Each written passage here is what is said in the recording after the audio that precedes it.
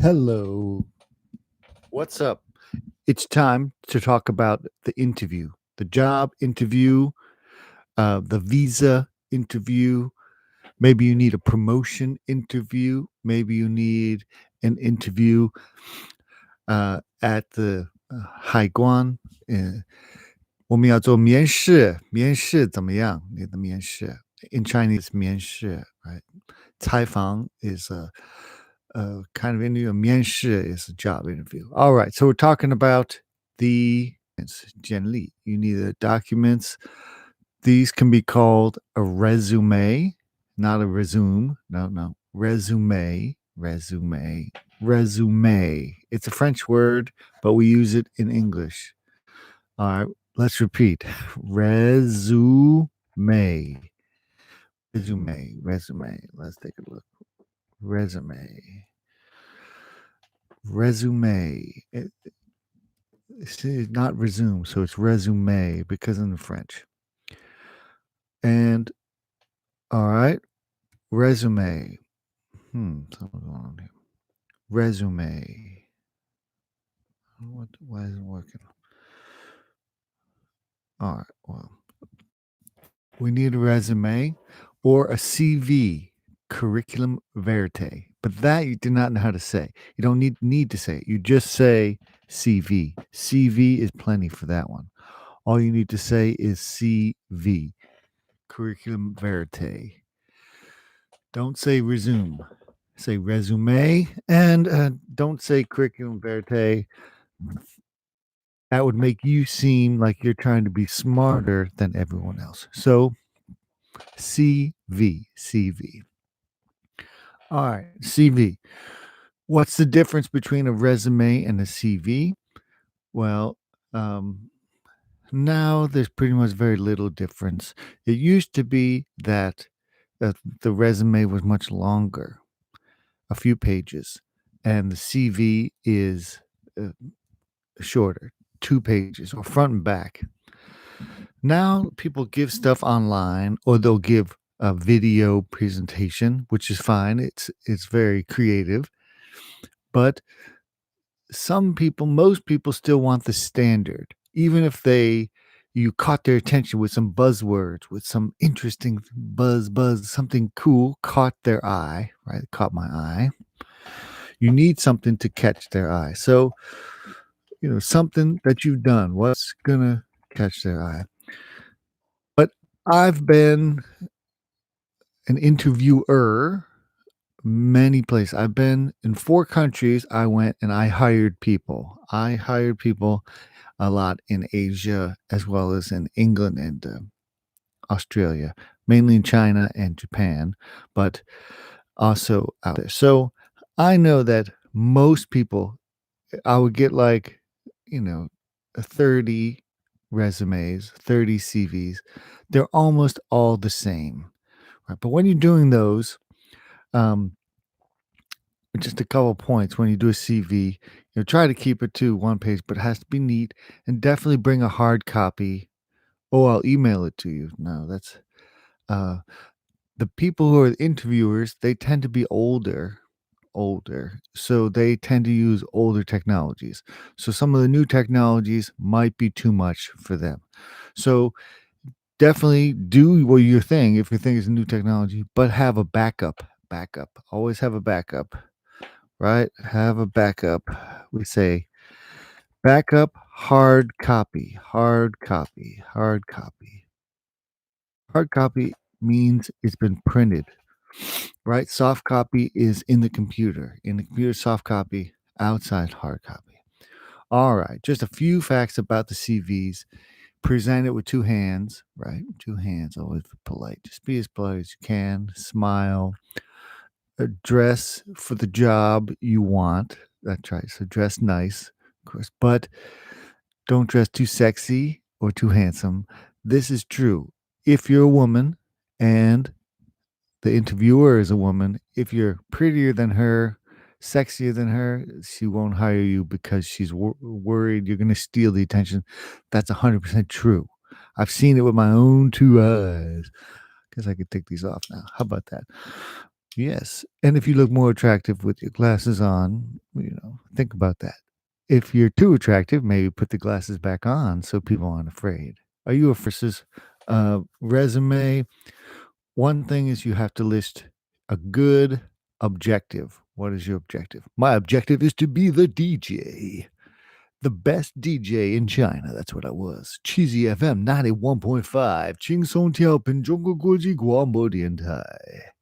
When I was the DJ, I would look at people's resumes when I was a DJ, hiring other people to work at the radio station. I would tell them, yeah, I would see their experience. So you're looking at the CV. First thing you write is the latest experience. So 2020, what did you do? Then 2019, what did you do? And the same with education. Jobs, education, they start with what's new. All right. But like I said, as an interviewer, I'll tell you the real deal. I ain't going to waste your time, yo. The real deal is, as long as your CV is done properly, it's probably the same as the other 30 to 100 applicants. Someone who applies is an applicant. They apply for the job, they're an applicant. They apply for a visa, they're a visa applicant. They apply for the job, they're a job applicant. So I would see all of these applicants, job applicants, visa applicants. The first thing, of course, they hand over their CVs or their resumes, 2 hands. But even before that, the best thing is a firm handshake. The handshake is so important. That's why I did this. And even a woman has to be firm. If you're this, no. You have to show that you're serious and confident. Confidence is key. Repeat. Confidence is key. Confidence. Confidence is key. Be confident you can do what you said you did on your CV. Be confident you can do something new that I will teach you. Be confident that you can take care of people under you if you're a manager or you want to become a manager, which we all do. Be confident in your skills. I'm confident. Be confident with your handshake. Oh, I hate the dead fish handshake. No. Bye. I don't even want to hear anything they got to say.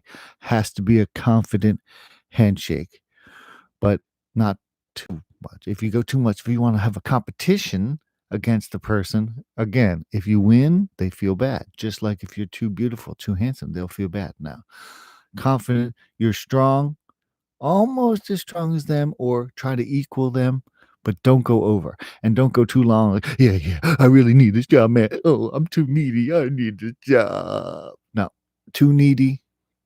Hit the road, Jack, and don't come back. Don't be too needy. Yeah, I got some other job opportunities here. Even if it's true, being needy will make you blue. Even if it's true, being needy will make you blue. All right. So I've done this many times. I've been the interviewer, I've been the interviewee coming up. But in the last 20 years, I've mostly been the interviewer. People come in, handshake, bad handshake, you're gone. You're out. Hit the road, Jack. No hard copy of the CV. That's a deal breaker. Hit the road, Jack. So definitely have a hard copy of your CV or resume. Hand it with 2 hands. Don't be like, oh, make sure it's not like crinkled or something. This is important. They probably have lots on their desk. They probably have lots of resumes. No problem. Maybe a different color, special color, maybe different font, something to stand out, catch their eye. You got to catch the eye of your employer. Catch the eyes of your employer. It's very important. So at the job interview or visa interview, you're going to come, you're going to sit down. I ask one question first, always. I ask the new guy, I say, what do you know about our company? If they're shocked, that's it, deal breaker, you're gone. before you go to the interview, you must research the company. Now it's easier because we have internet. You can go online and research companies, and you can even check out reviews of the company. You can go to Yelp. Yelp is a reviewer thing. Yelp, YELP. Uh, or you can just go, search on the internet. Use your skills. Go on social media platforms or ask around. Also, and prepare 3 questions, at least 3 questions about the company. Maybe where's the head office and how is that different than the other offices? Head office, also called headquarters or HQ. So where's the HQ? Um, I would also ask about the growth opportunities. What is there a system in place for growth opportunities? And do you encourage or even does the company help find further higher education, right? Do they do training, or is that outside? I have to do training outside to go to the next level of whatever my job is. These are 3 basic questions, but if you know questions specific to the company, that's the best. That is important. 2 thumbs up. Let's go. 2 thumbs up. Yeah, I guess we should have warmed up. All right, let's warm up. Red leather, yellow leather. Before you go into the interview, definitely warm up and make sure you're confident and cool. Red leather, yellow leather. Breathe in through the nose. Out, out through the mouth. Breathe in through the nose. Out through the mouth. Yeah, stay calm. Show that you're excited about the job, but not overexcited, man. I really need this job, dude, because that leads to needy, right? You're not needy. You're calculated. Yes, this is the way to go. This is it. I ask them as the interviewer, I shake their hand test, strong, firm, not too firm. Don't be stronger than them. But firm handshake, 1, 2, 3. That's it. Not too long, not too short. No dead fish. Thank you. Then I take the resume with 2 hands, hand with 2 hands, take with 2 hands. Then I ask them, what do you know about a company? What interests you in a company? Oh, the money. No, I don't want to hear that. All right, we'll talk about money later. And sometimes, money is way down the line of benefits. Next, I ask them, I tell them, there's lots of resumes here. How do you stand out? What makes you special? What is your greatest strength? Right? I ask them their strong thing first. What are they really good at? What makes them better than other people? What makes them stand out? What makes them catch my eye? Right? Catch my eye. And when you answer, make sure you answer in complete sentences and always say more than yes or no. I'll say, were you a good programmer? If you just say yes, that's it. Deal breaker, you're gone. Were you a good programmer? Positively, of course. Eggs and give eggs. No, examples, not just one. You know, here's what I did. Here's what I can do. Give those examples. Those are very important for the interview, for the job interview, for the visa interview. The visa interview, they'll ask you for lots of documents. I'll have a separate video about visa interview, but tell me in the comments if you guys really need that, if it's still important with the visa interview. In China, 我在中国好几年做那个 visa interview. Huh? I forgot. 签证的面试. All right. So always answer in complete sentences. Were you a programmer? Of course, I was the lead programmer at Google's Subhub or whatever places. That is so important to speak clearly. It shows you can communicate and It shows that you can continue the conversation. You say more. Are you Chinese? Yes, I am from Shenzhen, China, which is in the south of China, very close to Hong Kong. Oh, and then the interviewer says, I've been to Hong Kong. I know that place. Try to find something in common. You have to find something in common with the interviewer, right? Or maybe you see on their desk they love soccer or they have two kids. Oh, I have two kids. Find something in common. And if it's hard to bring it up, at the end, any good interviewer is going to ask you, do you have any questions for me? Any good interviewer is going to ask this. If you say no, deal breaker. If you say, even if you say, no, I don't know, this you have to say, yes, of course, I have at least 3 questions. So prepare 3 questions about the company at the first, and then prepare 3 questions for this interviewer about your position, what you might do, how you might improve the company. All right. That's very important at the end. But before that, they're going to ask you every interviewer asks this one question, maybe in different ways, but they ask, what is your greatest weakness? Greatest weakness. What are you not good at? They're going to ask you, what is your greatest weakness? In China, I would give this answer. I would ask, what is your greatest weakness? And if I was a Chinese person who I taught, I would say, although I have studied English and you. So first you say something good. Although I've studied English many years, then you say the truth or what they want to hear. I've never been abroad to use my English, right? So it's like a challenge. I'm waiting to do that. It's not if if you what's your greatest weakness? Oh, my English is bad. No, that's a deal breaker. But instead you said I've studied in China with foreign teachers, but I've never been to America. I've never been to England. Do you understand? So this is saying it, but saying something good and putting it in the best light possible. What is your greatest weakness? Oh, I work too hard. No, don't say that.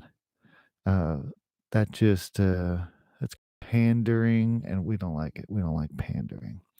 What's your greatest weakness? But think of how to say your greatest weakness, because every good interviewer is going to want to know, right? And this question, what is your greatest weakness? It scares a lot of people. If it scares you, sorry, deal breaker. So don't be scared. So practice right now. What's your greatest weakness right now? Tell me. Write it in the chat. Come on, guys. You're going to be in this situation. Learning a language, learning how to do an interview. It's all about how many times you've had this experience. So let's role play. You can role play it. What's your greatest weakness? Some people might say, what are you not so good at? Or they might say, what challenges do you face in the workplace? You know what I'm saying? You know what I'm saying? You know what I'm saying? That's what they're going to say. I know what they're saying. So definitely come up with a good answer. Now, this is just last time. Weakness, greatest weakness, say something good first, then answer the question. All right, you got that. I've heard some myself and used some interesting questions. Sometimes people they try different kinds of questions, not about work. They just want to find out what kind of person you are, because maybe you're the best at what you do. You're the best accountant. You're the best at HR, but you're hard to get along with. You're no fun. You bring people down. Deal breaker. People don't want that. So there's some questions that I used to use and people used on me. That's where I stole it from. I borrowed it from. Well, we say good artists borrow, great artists steal. That's right. Good teachers borrow, great teachers steal. So I'm going to steal. Here's interesting questions you might get asked that I was really asked before. What animal would you like to be? I was like, what? This has nothing to do with work. But if you say the solitary wolf who kills everyone he sees. Deal breaker. Because they're like, this guy's a solitary guy. If you say, you know, I'd like to be an ant who is part of the machine, they will say, no, you are part of the machine.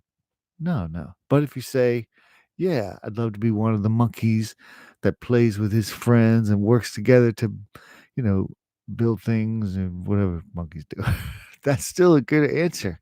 You want to be with people. Oh, I'd love to be a cat that hangs out with his master. Oh, I'd love to be a dog who helps people. Maybe one of those seeing eye dogs. Great answer, right? That's a good answer. Think about the answer. What animal would you like to be? You know? All right. Now I'm in Silicon Valley. Silicon Valley, they have different kinds of interviews.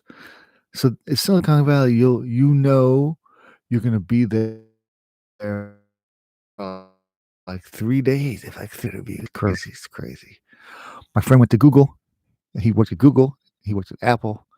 He worked at Facebook. Wow. And so he interviewed at all these, and he told me a couple secrets. One, bring snacks, because it takes so long, and you could offer to people. But just you offering shows that you prepared enough in advance to bring some extra snacks. Definitely do that. They're going to give you tests, like if you're a C++ or I don't know all this technical stuff, but they're going to give you tests on that. And the test takers aren't necessarily the interviewers, but knowledge. The secretaries are a good word from them will help you. A good word from the secretary, from the doorman. Hey, remember that guy? He could do this. Don't have buzzy equipment on your interview. That's very important.